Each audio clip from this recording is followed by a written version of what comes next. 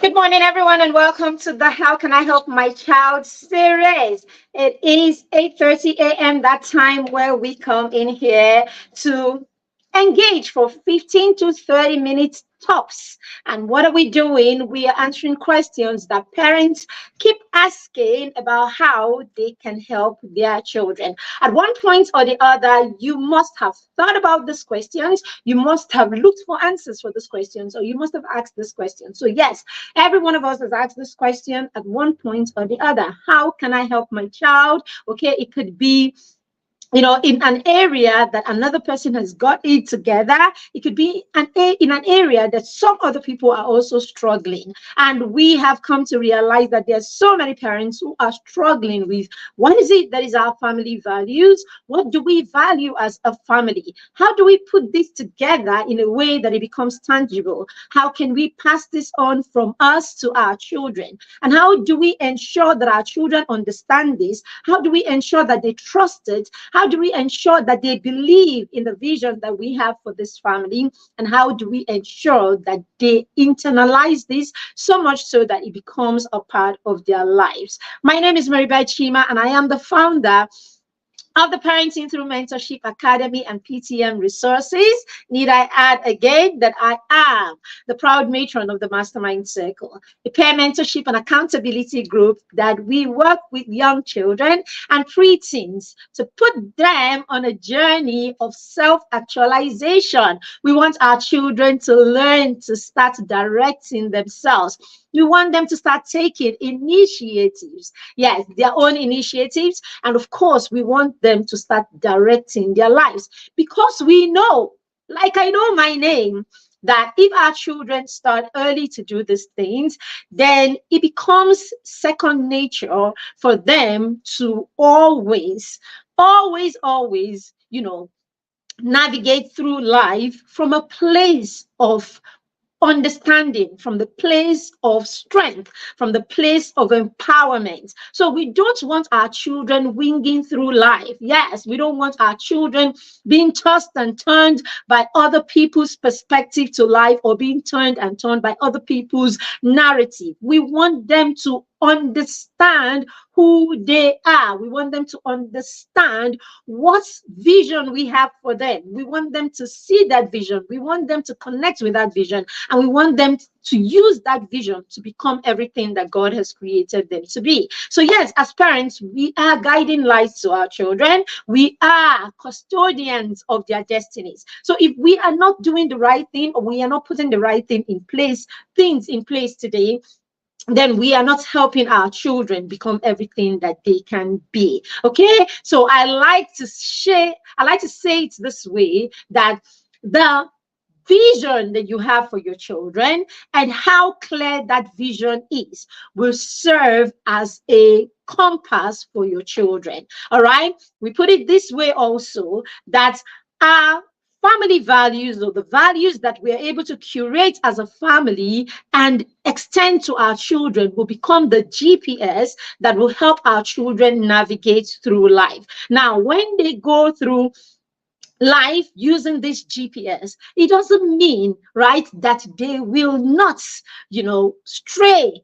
At some point, they probably would. It doesn't mean that they would not miss their way. At some point, they probably will. But the good thing about a GPS is that it will always help you reroute back on track.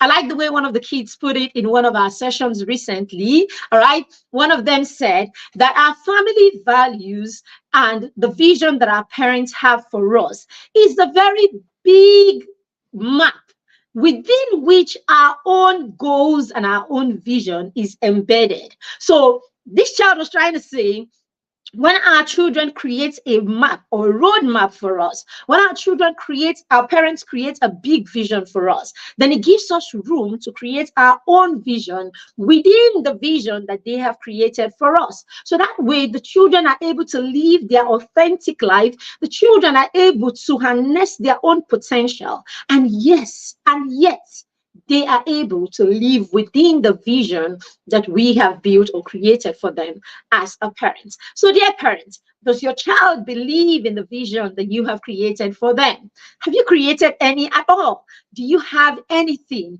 that you have put on ground to help your children navigate? My sister-in-law sent, a post today in our family group, and in it she was sharing the story of Serena Williams and her sister, and how their father had watched on the TV and had seen someone that was doing great with tennis, and all that was coming with it, all the reward that was coming with it. And then the next day he sat down and he drafted a plan that will help his daughters become stars, in that area also. So, dear parents, what vision are you seeing? What plans are you creating? Are these plans in your head, or are you ready to put them together? Draft them, share them with your family so that they begin to believe, and this journey becomes not just your journey, but a journey of an entire family. So we started this series. We started this episode yesterday, where we talked about how we can help our children understand our vision as a family, and how we can help them internalize this vision so that they live it every day. So we talked a lot about it yesterday, and I'm not going to go through that long conversation again today. I'm just going to go straight into points. I'll just point the things that we need, of course, to put in place in order for us to put a clear vision together as for our family, that we can step down to our children. And when we do this, how we can ensure that our children understand this, our children believe this, and our children are able to implement it even in their own lives. So the first thing you want to do, I shared part of this yesterday, and of course, let me share this again today. The first thing you want to do is become aware of what it is that you want for your family. Okay, become aware, first of all, of what it is that are your own values. What are your values? All right. What are your values? What is it that you believe in? What it is that, what is it about you? Or what are the things that you believe that make up who you are as an individual? All right, take away, I like the way, who was it now? I think it was, it was one of in a parenting group, right, that I belong to. Okay, I always like to add that too. If you do not belong to a parenting community where you are building muscle and you are sharing experiences with other parents, I think it's time you want to jump and do that already, because it will change the trajectory of your entire journey. And of course, we are here to advise you in case you need a parenting community. I belong to a solid one. So it was in one of our meetings that the facilitator at the session said that how did she put it now? I've even lost track of how did she put it in that session? Okay, I'll come back to it. I can't even remember what it is now.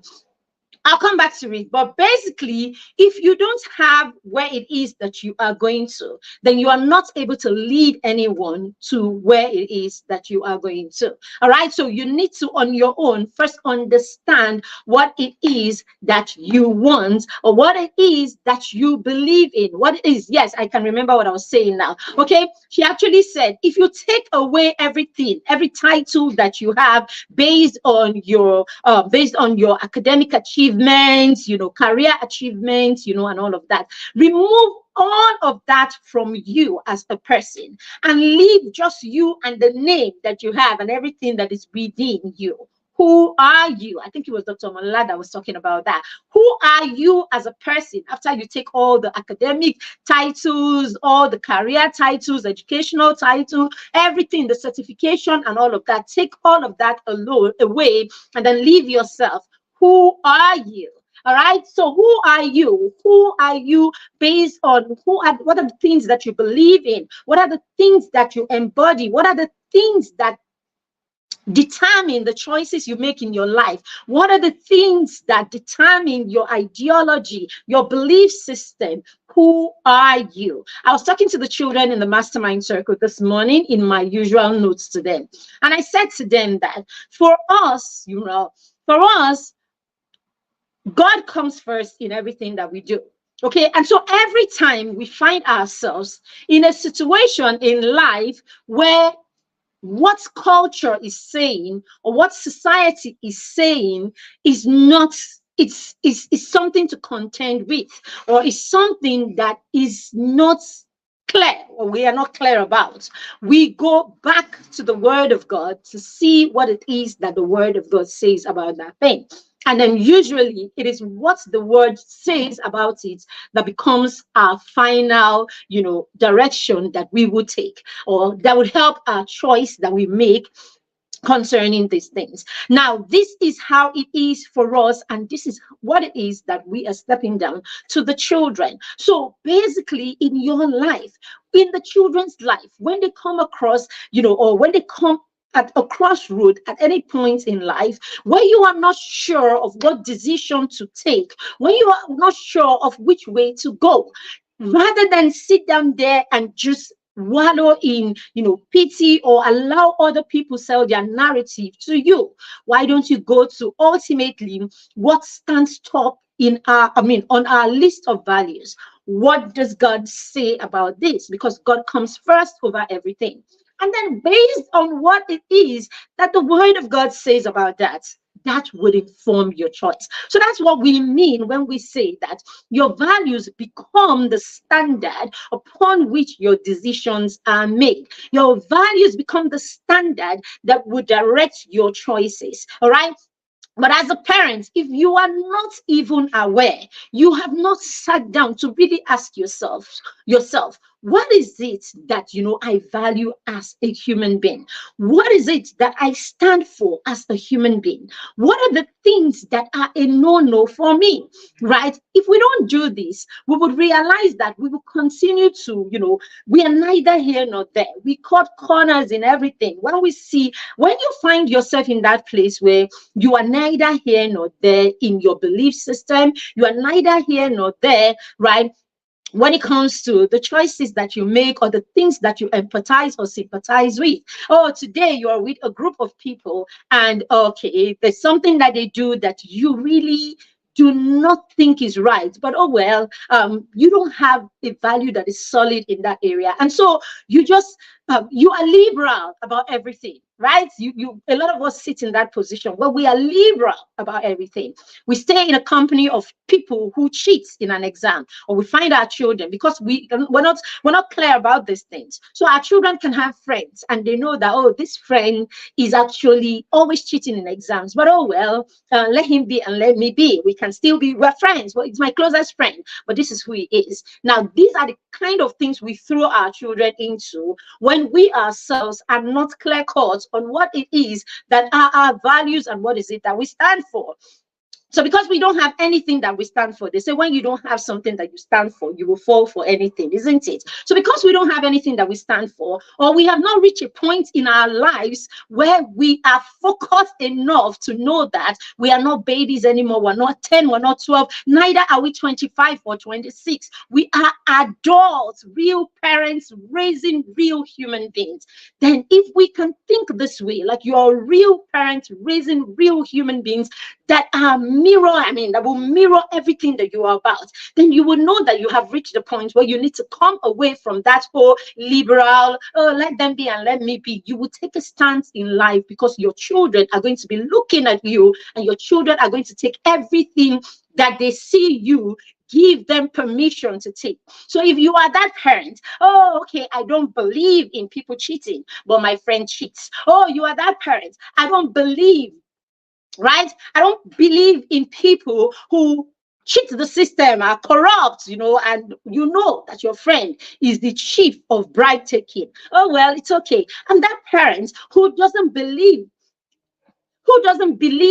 in polygamy. Oh, but then again, your best friend has got 3 wives and 2 side chicks, and it's just very okay. It's my friend, it's not me, and all of that. So when this is the system that we run, or this is a system that we believe in, as parents, and our children see this, then we raise children who are neither here nor there. So this is the time, at the point, if they say if your parenting is not changing you, then nothing is going to change you. If you're going to raise children and nothing changes in your life, you are still that anything goes kind of person, then you will be confusing your children. So Who are you? What do you stand for? What do you believe in? When you get to that point in your life and you stay in the company of something that isn't you, you will be uncomfortable. The energy will be wrong for you. Then when you get there, you know that you have reached a point in your life where you are driven by your values. You are driven by the things that you believe in and the things that you stand for. But if you are in that point or at that point where everything still goes for you, oh, today we are doing libation and we are calling the gods, you are there. Tomorrow you are in the middle or you are in the front of church, oh, it's there. One day, oh, polygamy is okay. I mean, it's our culture, that's where we are from. The next day, oh, you are there and the scripture says, man and one shall become one. Everything goes for you, isn't it? Today it is, oh, extramarital sex is okay. Tomorrow, I mean, it's not okay. I mean, you should have, you should wait until you get married and then all of that. And then tomorrow you're asking the question when you are, oh, why did she not check first? Why did he not know if the girl was? We are confusing our children. And I hope we know by now that the one set of people that we cannot lie to, the one set of people that know who we truly are actually our children. So what is your stance, dear parents, where you, as far as your values go? All right, you need to stand solid there. All right, and so when you know this, you're able to now begin to craft a set of values that you can pass down to your children. Because more than anything, you don't want to be hypocritical. You don't want to be a hypocrite, demanding from your children standards that you cannot keep yourself. That's why we find a lot of us, all right, especially in this part of the world, who do not want to be accountable. And so we still say things to our children. Mommy can do it, but you can't do it. All right. Oh, why are you doing it? Because I am mommy. Why am I doing it? Because I am daddy. You know. So who are you? That will inform what you are crafting together as your values, and you will pass this down with your child to your child or your children with everything that you have, because you know that you are not living a double standard. It is who you are. In the morning, in the evening, anytime they catch you or they see you, this is who you are. All right. Now, do not just have this in your head. We started talking about that too yesterday. Put it down somewhere. Put it down. Write it down somewhere. All right. I said yesterday, even the scripture says we should write down our vision so that anyone who sees it can run with it. Write down your vision. I didn't say this. It is scriptural. Write down your vision. If all of the scientists and all of the inventors and all of these people that we had before us did not write down the things that they saw, did not write down the things that they created, they did not write down the visions that they had. I hope you know most of the creatives always have this vision, all that we call inspiration and all of that, and they are visions, right? They have all of these visions, and it's because they write it down. That's why they can run with it, and that's why even after they are gone, other people can take it and run with it. If you are in that place where you're not writing down your vision and what it is that you are, where it is that you're going to, it means that you are someone who is not inclined to creating a legacy. Because what are your children going to run with if you do not have a legacy? I mean, what are your children going to run with if you do not put down something that becomes a roadmap for them? All right. So if you are in that space where you still think that, oh, as far as parenting goes, nothing should be documented, nothing should be put, nothing should be planned, everything should be winged, it is because you do not have regards for the family system. Because if you have regards for the family system, you will know that it is worth every plan, every structure, every effort, every commitment, and of course, documentation. All right. So now you have that. Write down that vision and all of that. Now take your children, okay, and look at your children, all right, or look at the kind of children that you want to raise. We established this yesterday that, in fact, your family values should be in place even before your children come into the scene, right? That's the ideal thing. So meaning with your spouse, okay, with your wife, with your husband, all right, you should actually, these are the conversations that you should be having quite early in your relationship or at the point where you decide to get married. These are the conversations that we should be having. Okay, but yes, you didn't have this conversation. We didn't have this conversation. A lot of us did not have this conversation. So there is never a time that is too late for you to parent. There's never a time for you that is too late for you to build that family that you want, that family of your dream. All right, it's never too late. So even if it's today, go ahead and start building today. All right, now, and in building that, you need to visualize. Okay, stop and close your eyes and think of it. What is that child? I mean, what kind of child would I want to raise my child? And remember, I mean, I didn't say what career would I want my child to have. I didn't say that. All right. What kind of human being would you want to raise your child to become? So look at the 18-year-old or the 25 or 26-year-old that you would want your child to be. Look at the adults that you want to raise your child to become. All right. And then create that picture. What would you like to see in their lives? What are the attributes? What are the traits? What is the character that you would want your child to embody? Would you want to raise a child who is a leader?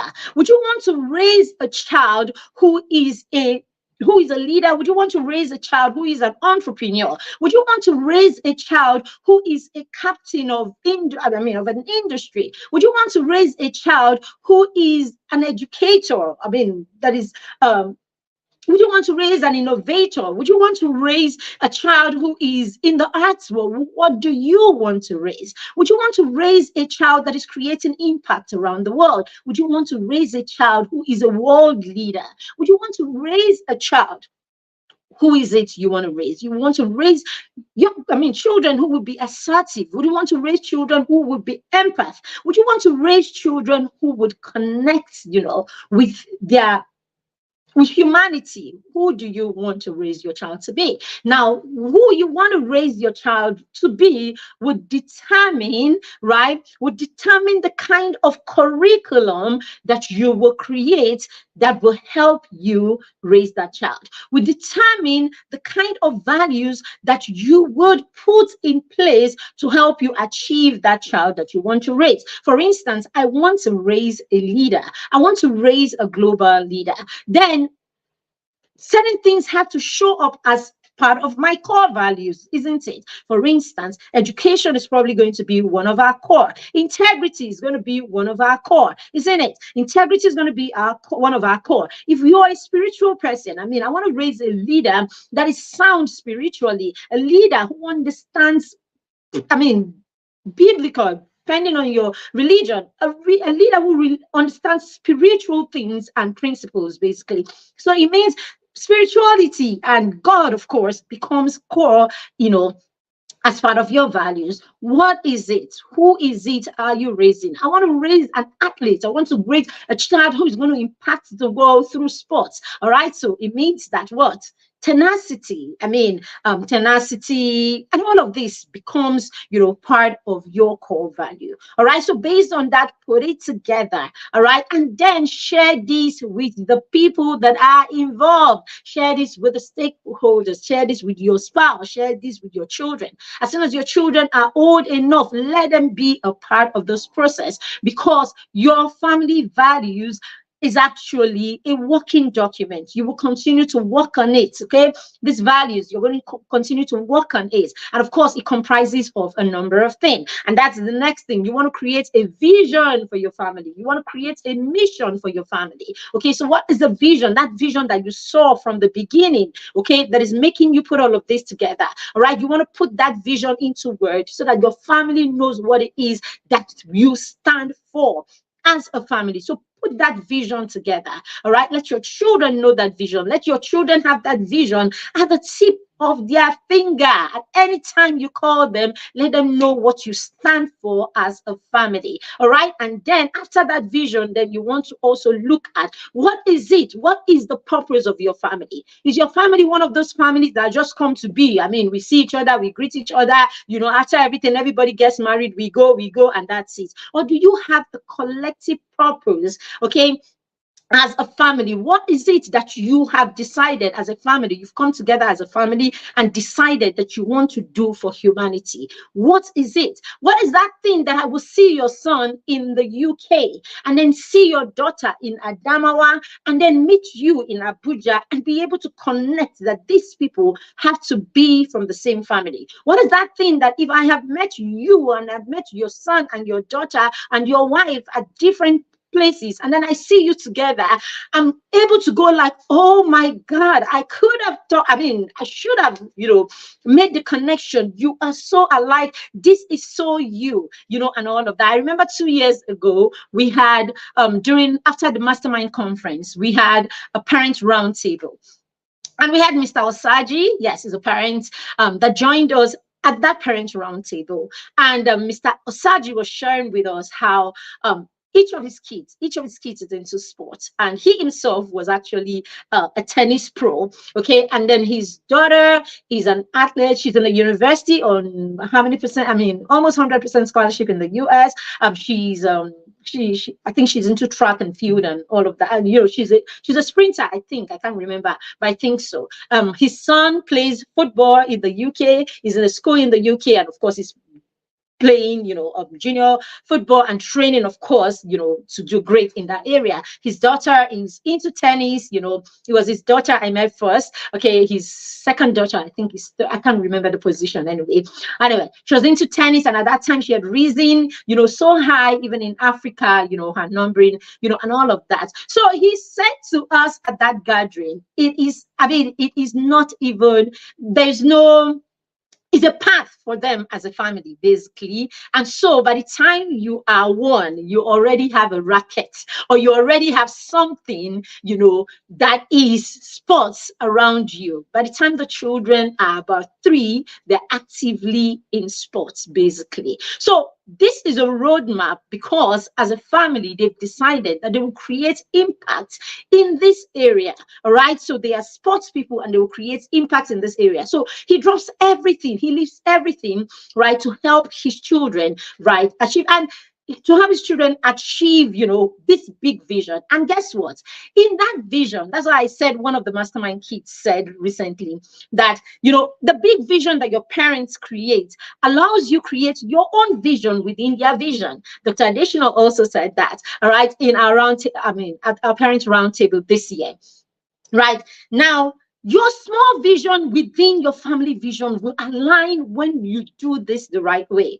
So even for the Osagis, it's not as if the children are forced to take any part of sports. Sports is introduced as a way of programming as early as possible. And the children are allowed, to try different sports until they find what it is that they love and they enjoy, And so even within their big vision, the children are able to find their own vision, right, within the family vision. So it's not a case of, oh, we forced everybody, you must be a medical doctor and all of that. No, you were just introduced early into, what it is that is our purpose as a family. So what is your collective purpose as a family, right? You need to know this, all right? And your children need to be, introduced into this, you share this with every member of your family so that you are a unit. Okay, so I said yesterday that the family is an institution, and every single one of you is a department in that institution. So every single one matters, in putting their strengths together to make the family strong. All right. So I like the way my mentor says it. Your family should not be transactional. Your family is not about who has the money. The person is Lord. Everybody listen to me. I have money. Your family should not be driven by things that are superficial. Your family should be driven. You want to build a legacy. You want to build something that transcends time. You want to build something that transcends, today, that transcends, that goes beyond, the struggles that you have.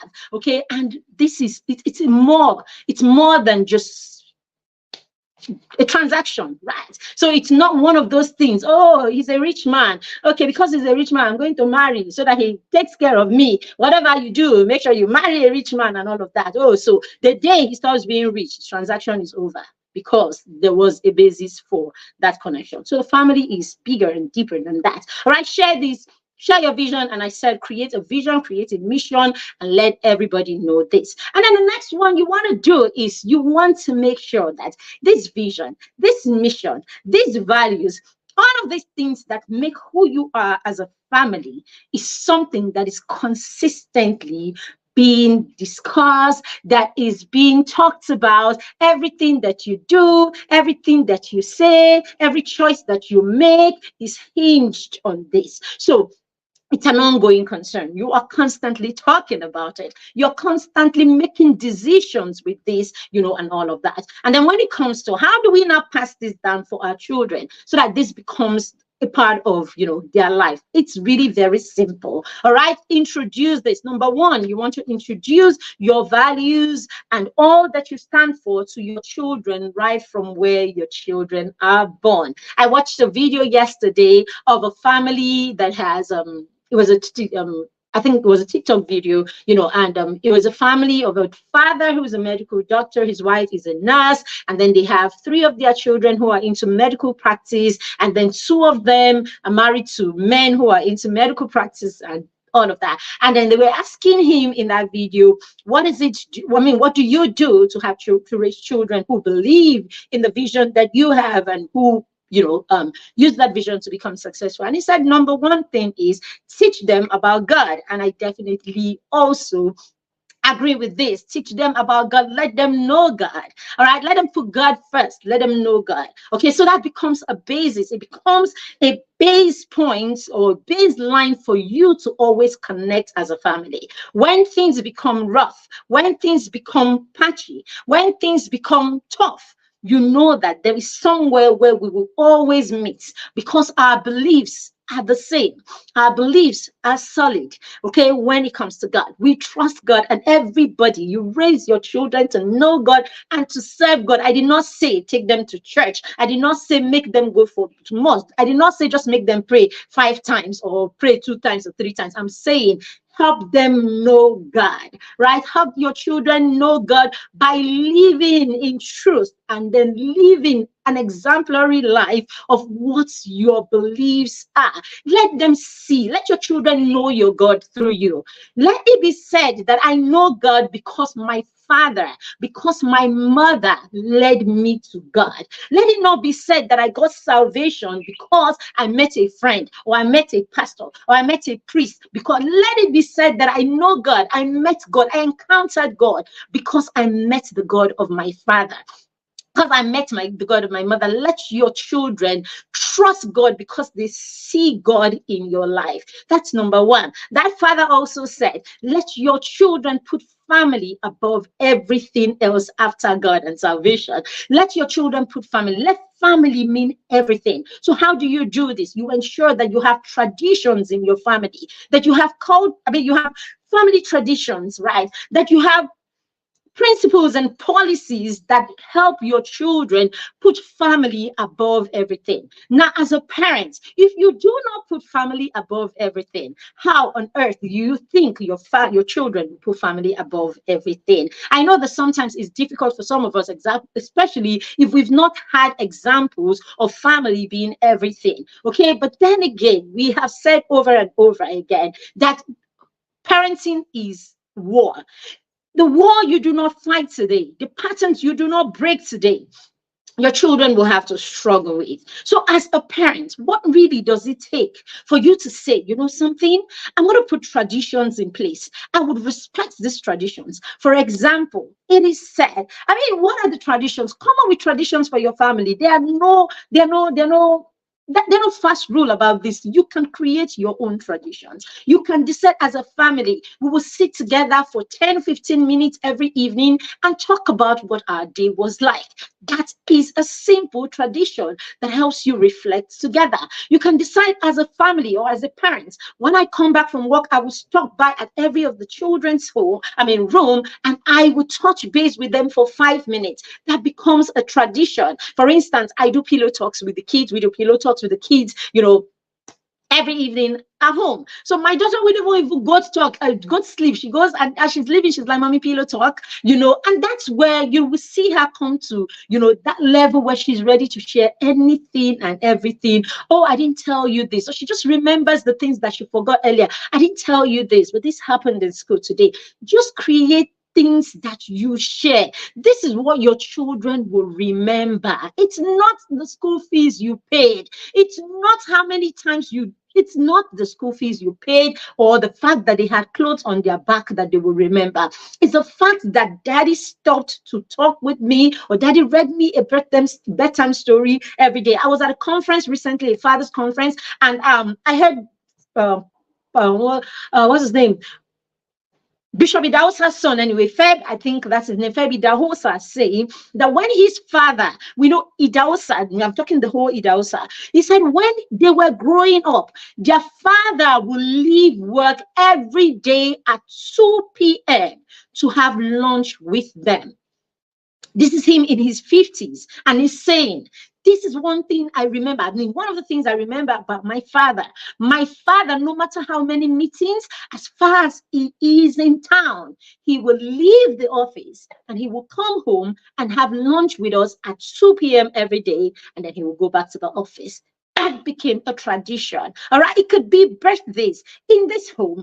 Birthdays are sacred, and so we would choose family every time over work. We would choose family every time over friends. We would choose family every time over everything else. I heard David Falarumi talk about how he had to go for an engagement, or he had to travel somewhere, and his daughter had career day in school, and how he had to buy a ticket from Port Harcourt and run all the way back home in Enugu just to go and be a part of his daughter's career day. The daughter was only 3 years old. She will never forget this. We take too many things for granted, dear parents. So create these family traditions. All right, it is within these traditions that you would teach what your values are. Basically, how else would you teach your child? What better way is there to teach your child about family being priority than leaving work, leaving everything, and showing up for your children? Some of us would take things as silly as, let's not even go there. So let's leave it. All right. So let's leave it. Every one of us should just go back home and think about it. But I tell you what, you will have your children. You will parent these children for 18 years, about 18 years. Whatever it is you want to step down, whatever you want to mirror, whatever it is that you want them to see, whatever it is that you want to do as far as connection is concerned. For these 18 years, you can lock it down. And I'm telling you, the rest of their life will just be results of this. Today, you cannot leave work and give your children priority and let them know that I chose you over these things. And then tomorrow, you're going to be 60. Tomorrow, you're going to be 70. Tomorrow, you are going to be lonely, and your children will not leave everything. They will use every tiny little silly things as excuse why they should not be around you, because, hey, you never prioritized them. You never did. And so there was no learning points, or there was no mirroring. And so, yes, you mirrored negative. They will take negative and they will give back negative to you. All right. And I remember that man saying the last thing is, I can't remember what he said. The last one he said, the last one, he said, let them do, or something like that. Let them, give them the opportunity to do things for themselves. All right, let them do things for themselves. Let them push themselves. Let them push themselves. Let them set goals. I remember now. He said, let them set goals and be there to help them achieve those goals. All right, be there to help them achieve those goals. And it's the same thing. As a family, what do you stand for? Whatever you stand for, let your children know this, build this in them, and then let them set goals in these areas and watch them, lead them, and direct them to achieve these goals. All right, so I'm going to have to stop here today. We have even exceeded our time way too long today. Sorry about this. Thank you for joining us. And yes, we don't just come and share these things, okay? As I said, as a parent, get yourself in a community where you will continue to learn, and bring your children to us in the mastermind circle. We have a solid foundation building community for children between 6 and 14, where you see the things we're talking about are the principles upon which our values in the mastermind is hinged. So as you're working at home, we are going to be working with your children to know these things, to recognize these things, to respect these things at the family level. And so you are working with your children, and we are here to corroborate whatever it is that you're doing with your children. We're introducing skills to your children. We are pointing your children on how to honor you. We're pointing them to their family values. We're pointing them to setting goals. We're pointing them to being tenacious. We're pointing them to be assertive. And then you are there at home because you understand this. You're also reinforcing. Tell me, no, just tell me why that child that child's head will not be set, in the right direction. So we want to raise children who are resourceful. We want to raise children who are focused. We want to raise children who are empowered. We want to raise children who can believe in themselves and believe in their abilities. And we want our children to be aware. All right, so why don't you go ahead and bring them to us in the mastermind circle, and let's help you let's build together and watch our children evolve to be everything that God has created them to be. If you like your child to join us in the next cohort that begins on the 1st of September, then right here on my screen right now, you will see the information scrolling on how you can join the mastermind circle. Just grab the information and use that information to book a slot for your child. We have only 100 slots available in each of the groups of the mastermind this year, so go ahead and book a slot there, because as soon as we have those slots filled, we will shut down for the year. The mastermind is a close-knit community, and so we can't do very big large numbers, because in the mastermind we know every child by name, we know every child's superpower, we know every child's strength, and we work with the children based on their individuality. So in the mastermind, no child you can't hide. You can't hide in the mastermind. It's a system. It's more or less almost one-on-one in the way that we work with you as a child in the mastermind. So that's why we cannot take too many people per time. So you want to take that slot right now, book your slot with just 5,000 naira, and then you can pay the rest of the fee from now until September 1st when we kick off. Thank you for joining me again today. We'll be back here tomorrow at 8:30 a.m. where we'll be sharing another question, or we'll be answering another question that parents have been asking. Thank you very much. Have a fantastic rest of the day. Bye.